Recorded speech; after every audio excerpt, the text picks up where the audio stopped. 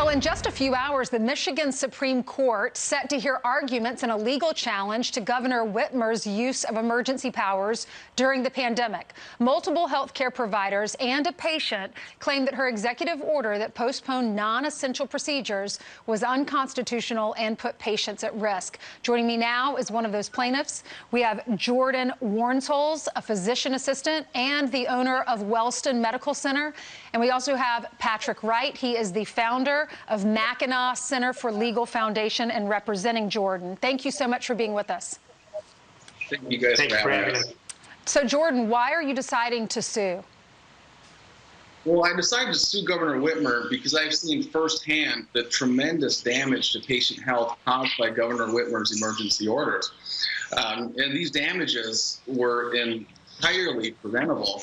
As a medical provider, as any medical provider, we provide routine medical care which is absolutely essential and vital and crucial to maintain patient health and prevent medical emergencies. Under Governor Whitmer's orders, we were unable to provide this crucial routine care. It was actually deemed illegal, punishable by jail, misdemeanor, and fines and loss of license. So being unable to provide this routine care, the state of Michigan saw thousands of medical emergencies and death. And again, none of this had to happen. It was completely preventable. And one example I'd like to give that I saw personally in my clinic was a patient who came in as an urgent care. He wasn't my regular patient, but he was unable to see his regular primary care provider for over 8 weeks. He had diabetes, he had critically high blood sugars, and he came in complaining of an odor coming from his left foot. Upon exam, he had gangrene of his left foot. Oh we sent him immediately to the hospital. They ended up amputating his foot, and he died shortly after due to complications of untreated diabetes. What could the governor have done differently that would have saved his life, you think?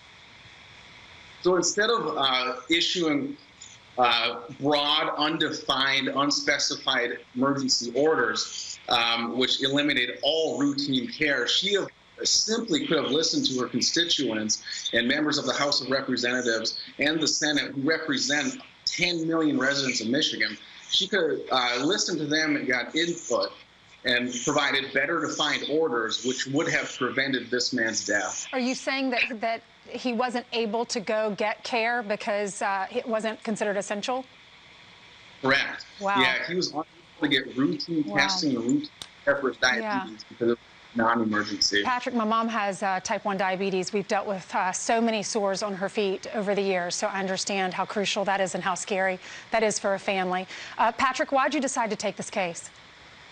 Well, we decided to take this case because we think that the separations of powers is so important. As you just heard Jordan say, we had a single person making a decision. She didn't have input from the 10 million people in Michigan. There's 540 school districts, so many counties, cities, and so forth. And we have this system that's served us well in this country and in this state for a long time so that we get lots of voices and we end up with the best public policy.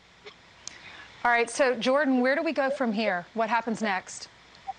Well, our hope with our Supreme Court case later today, we will restore the order of checks and balances amongst our elected officials.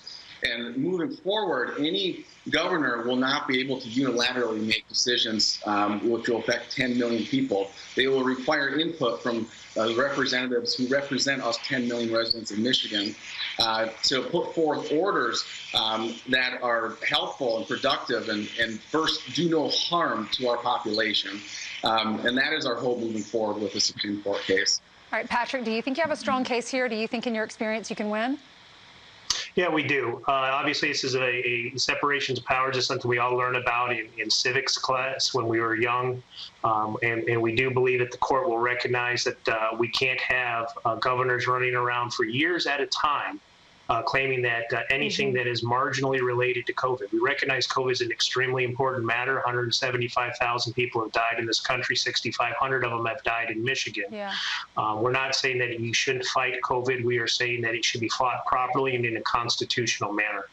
I know that she was one of the ones that Joe Biden was looking at for vice president, and apparently they're very close. So I know she has a lot of people that do like her in that state, and then you have people like yourself that are upset with some of the decisions she made. Jordan and Patrick, thank you so much for being with us. Wish you all the best. We reached out to Governor Whitmer's office for a statement. They're not commenting on the litigation.